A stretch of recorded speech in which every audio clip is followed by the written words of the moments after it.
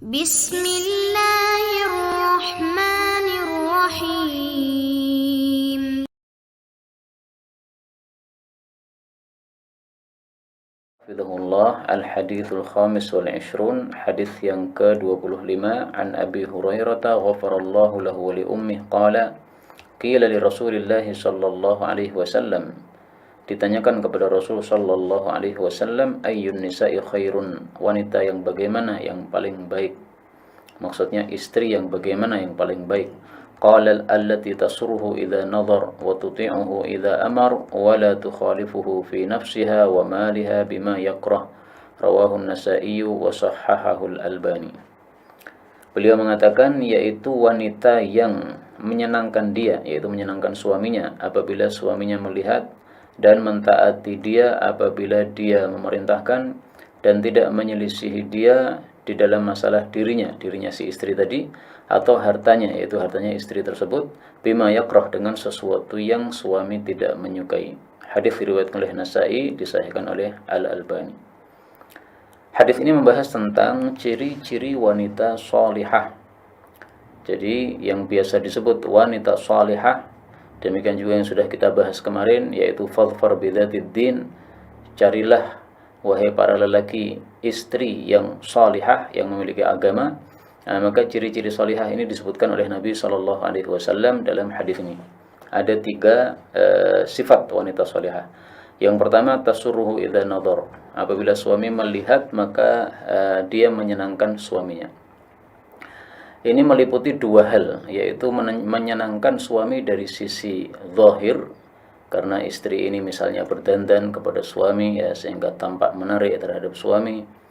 Kemudian yang kedua dari sisi batin, yaitu akhlaknya yang baik, sehingga suaminya ketika melihat itu senang, ya, karena melihat dia misalnya tidak pemalas, dia adalah rajin bekerja, misalnya dia suka kebersihan, dia membereskan rumahnya dan sebagainya, maka setiap kali suami melihat itu jadi senang. Ini senang dari sisi batinnya, yaitu dari sisi akhlaknya. Karena itu hadis ini sekaligus memberikan isyarat kepada para istri bahwa hendaklah mereka berdandan untuk suami. Karena ketika dia tidak berdandan untuk suami, maka suami melihatnya tidak senang. Ini berarti bukan termasuk sifat wanita salihah, ya. Jadi hendaklah dia sebagaimana suka melihat suaminya dalam kondisi yang bersih, maka dia pun juga hendaklah membersihkan dirinya sehingga terlihat menarik bagi suaminya. Kemudian yang kedua adalah mentaati apabila diperintah oleh suami. Tentu saja ini dibatasi pada perintah-perintah yang baik. Sebagaimana sabda Nabi sallallahu alaihi wasallam, "Innamat ta'atu fil ma'rufi." Hadis muttafaqun alaih, riwayat Bukhari dan Muslim dalam sahihain. Innamat ta'atu, sesungguhnya tiada lain taat itu fil ma'ruf, dalam perkara-perkara yang baik saja. Muttafaqun alaih. Adapun perkara-perkara yang haram, maka tidak ada taat kepada suami. Dan para ulama berselisih pendapat, apakah istri itu wajib melakukan ketaatan kepada suami dalam segala hal atau dalam sebagian hal saja. Sebagian ulama berpendapat bahwa ketaatan istri kepada suami yang wajib hanya satu, yaitu masalah ranjang saja. Adapun yang lain-lain, mencuci baju, memasak nasi dan sebagainya, ini bukan kewajiban istri. Adapun kalau dia melakukan hal tersebut karena sukarela, maka ini adalah satu fadilah yang ada pada dirinya. Tapi pendapat mayoritas yang terkenal bahwasanya istri ini wajib mentaati suami dalam segala hal, tidak hanya masalah ranjang saja. Dan itulah ciri-ciri wanita salihah. Kemudian yang ketiga, tidak menyelisih suami dalam hal dirinya maupun dalam harta yang dia miliki. Jadi seorang istri ketika dia punya harta, meskipun dia boleh untuk menggunakannya, terserah dia, tetapi hendaklah tidak menyelisih apa yang disukai, apa yang tidak disukai oleh suami. Misalnya suami tidak suka kalau harta yang dimiliki istri tadi digunakan sesuatu yang memang tidak menyenangkan hati suami. Kalau tidak menyenangkannya karena suatu keagamaan, nggak ada masalah. Misalnya istri suka sedekah, nah suami tidak suka kalau istrinya sedekah, nah itu beda lagi, bukan di sini yang dimaksud, ya. Tapi maksudnya dia mengelola hartanya dengan sesuatu yang suami tidak menyukainya, dan itu sebenarnya boleh bagi wanita untuk tidak menggunakan pada barang tersebut, maka hendaklah si istri tidak menyelisih suaminya dalam hal ini. Apa yang saya katakan tadi bahwa istri boleh menggunakan hartanya terserah dia, itu adalah mazhab jumhur. Adapun hadis yang disebutkan mereka yang berpendapat bahwa istri tidak berhak menggunakan hartanya terserah dia, itu hadisnya sahih riwayat Imam Abu Dawud, la yajuzu limra'atin amrun fi maliha, tidak boleh seorang wanita berurusan dengan hartanya sendiri, idza malaka zawjuha ismataha, apabila dia menjadi istri bagi seorang laki-laki. Artinya dia hanya boleh menggunakan harta milik dia sendiri dengan seizin suaminya. Nah, ini hadis memang derajatnya sahih, tapi menurut mayoritas ulama ini bukan dari sisi hukum, kata-kata la yajuz di sini tidak boleh di sini, tapi ini hanya dari sisi adab saja ya. Adabnya seorang istri minta izin kepada suaminya, bukan betul-betul hukumnya tidak boleh alias haram, bukan. Kemudian hadis berikutnya 26, wa an Hakim bin Muawiyah an abihi qala qultu ya Rasulullah ma haqqu zawji ahadina alaih, apa haknya istri salah satu kami yang menjadi kewajiban suami? Qala, beliau mengatakan, tut'imuha idza akalta, kamu memberi makan istri jika kamu makan, wa taksuha idza iktasaita, dan engkau memberi pakaian kepadanya jika engkau berpakaian, wala tadribil wajh, kamu jangan pukul wajah istri, wala tuqabbih, kamu jangan menjelekkan, wala tahjur illa fil bait, kamu jangan menyingkiri istri kecuali di dalam rumah. Hadis riwayat Ahmad, Abu Dawud, Nasai, Ibnu Majah.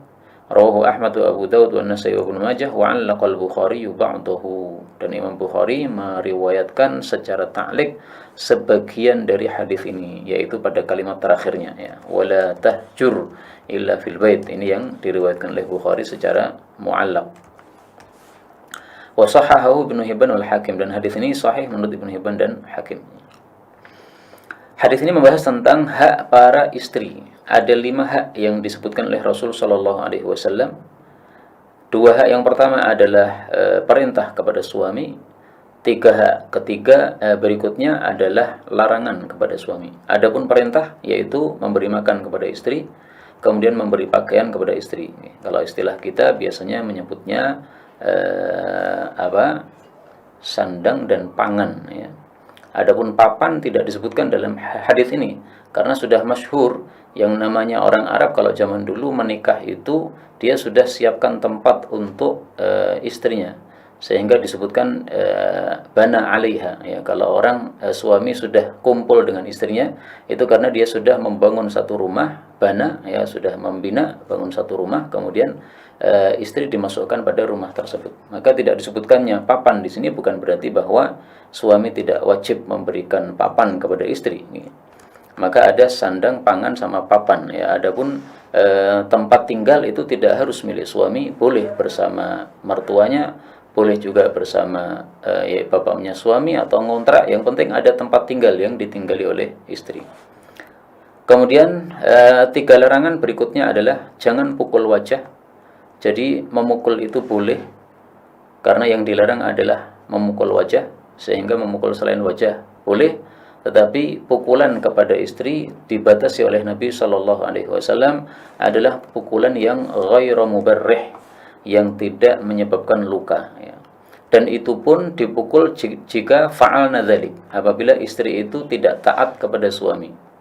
Dinasihati dulu, dinasihati tidak mau, maka disingkiri tempat tidurnya, masih nekat baru dipukul. Maka pukul ini adalah langkah terakhir, sebagaimana disebutkan di dalam Al-Quran. Allah Subhanahu wa Ta'ala menyebutkannya pada bagian terakhir pada surah An-Nisa ayat 34. Wallati takhafuna nusyuzahunna fa'idhuhun, wanita yang nusyuz tidak taat suami maka dinasihati. Wahjuruhunna fil madaji', disingkiri dalam hal tempat tidurnya. Kalau masih nekat 2 langkah yang pertama, maka baru langkah terakhir wadribuhun, pukullah mereka. Jadi di sini menurut para ulama adalah urutan. Fa'idhuhunna ini nasihat, ini langkah pertama, uhjuruhunna langkah kedua, yudribuhunna langkah ketiga. Meskipun wawu di sini tidak menunjukkan urutan dari sisi bahasa, tetapi oleh para ulama tafsir ini dipahami sebagai urutan.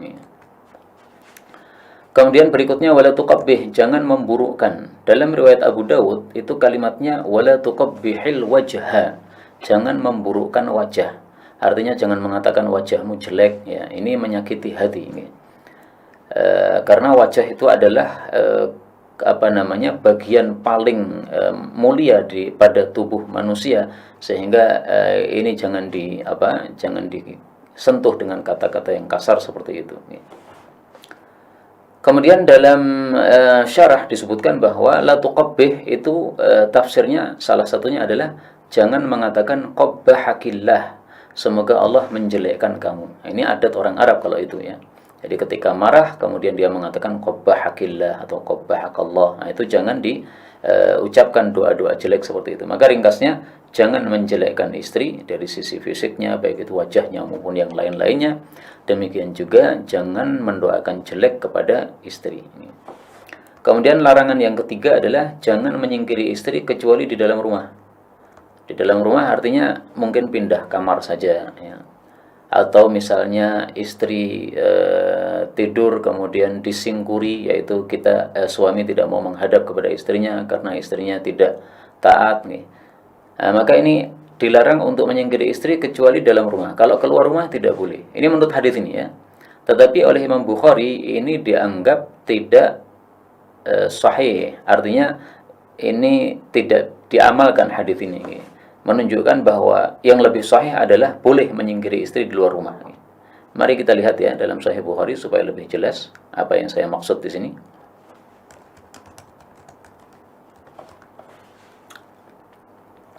Imam Bukhari mengatakan dalam satu babnya, babu hijratin Nabi sallallahu alaihi wasallam nisa'ahu fi ghairi buyutihin. Bab Nabi menyingkiri istri-istrinya di luar rumah mereka. Jadi pernah suatu saat Nabi itu marah sehingga beliau bersumpah untuk tidak mengumpuli mereka selama 1 bulan. Nah, selama 1 bulan itu terus Nabi di mana? Beliau tidak berada di dalam rumah mereka, tapi beliau berada di satu masyrubah. Masyrubah itu adalah satu tempat biasanya orang Arab simpan makanan di situ, bahan makanan di situ, ya. Kalau mungkin orang Jawa itu adalah dapur, orang-orang desa itu masih punya biasanya itu rumah yang khusus untuk dapur saja, jadi bukan tempat tinggal. Sehingga itu ada bangunan lain di luar rumah, yaitu adalah bangunan dapur. Adapun bangunan rumah yang mereka tinggali itu adalah tempat yang lain. Nah, beliau berada di situ, di dapur atau berada di masyrubah itu selama 1 bulan. Kemudian Imam Bukhari mengatakan wa yuzkaru an Muawiyah bin Haidah, dan disebutkan dari Muawiyah bin Haidah. Kata-kata yuzkaru, disebutkan, ini menunjukkan bahwa Imam Bukhari mengisyaratkan bahwa hadis tersebut lemah dari sisi derajat, nih. Karena beliau menyebutkannya dengan sebutan yuzkar, atau disebutkan istilahnya siqat tamrid, nih.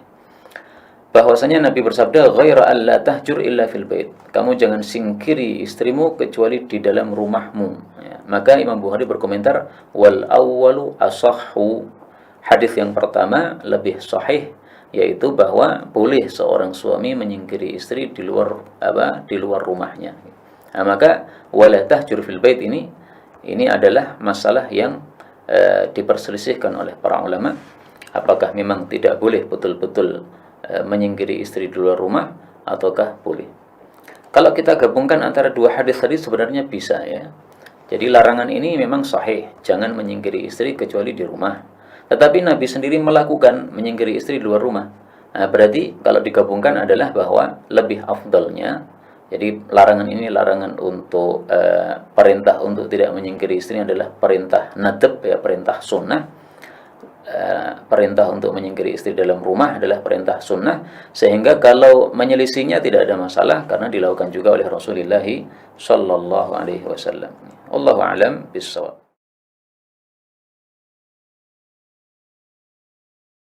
تقبل منا إنك أنت السميع العليم وتب علينا إنك أنت التواب الرحيم اللهم نحمدك حمدا شاكرين حمدا ناعمين حمدا يوافي نعمه يكافئ مزيدا يا ربنا لك الحمد ولك الشكر كما ينبغي لجلال وجهك الكريم ولعظيم سلطانه اللهم صل وسلم وبارك على رسولك الكريم نبينا محمد وعلى آله وصحبه أجمعين اللهم اجعلنا من أهل القرآن waj'alil Qur'ana sahiban lana fid dunya wa syafi'an lana fil akhirah. Ya Allah, jadikan kami termasuk ahli Al-Qur'an. Jadikan Al-Qur'an sebagai sahabat kami di dunia, syafaat bagi kami di akhirat. Allahumma nawwir ya Allah qulubana binuril Qur'an. Ya Allah, sinari hati kami dengan cahaya Al-Qur'an. Wa nawwir akhlaqana binuril Qur'an. Ya Allah, sinari akhlak kami dengan cahaya Al-Qur'an. Allahumma nawwir hayatana binuril Qur'an, a'ilatana binuril Qur'an, quburana binuril Qur'an. Ya Allah, sinari kehidupan kami dengan cahaya Al-Qur'an. Sinari keluarga kami dengan cahaya Al-Qur'an. Sinari alam kubur kami kelak dengan cahaya Al-Qur'an. Allahumma ya arhamar rahimin, taqabbal minna jami' amalina salihah. Ya Allah, mohon terima seluruh amal kami, jadikan itu saleh dalam pandangan-Mu ya rabbal alamin. Rabbana yassir lana wa la tu'assir alaina. Ya Allah, mudahkan semua urusan kami, jangan berikan kesulitan pada kehidupan kami. La tad'alna fi maqamina hadza dhanban illa ghafartah. Jika ada pendosa hadir di ta'lim ini, jangan biarkan dia meninggalkan tempat ini ya Allah, kecuali Engkau telah ampuni segala dosanya. Wala hamman illa farajtah. Jika ada yang tengah gelisah, jangan biarkan dia meninggalkan majlis ini, kecuali Engkau telah tenangkan keadaan hatinya. Allahumma wala maridan illa syafaitah. Jangan ada ya Allah orang sakit di tempat ini, kecuali Engkau sembuhkan penyakitnya. Allahumma ya Allah, Allahumma ya Allah, Rabbana atina fid dunya hasanah wa fil akhirati hasanah wa qina adzabannar. Bifadlika subhana rabbika rabbil izzati amma yasifun. والسلام على المرسلين وآخر دعوانا سبحانك اللهم وبحمدك أشهد أن لا إله إلا أنت نستغفرك ونتوب إليك والحمد لله رب العالمين ثم السلام عليكم ورحمة الله وبركاته.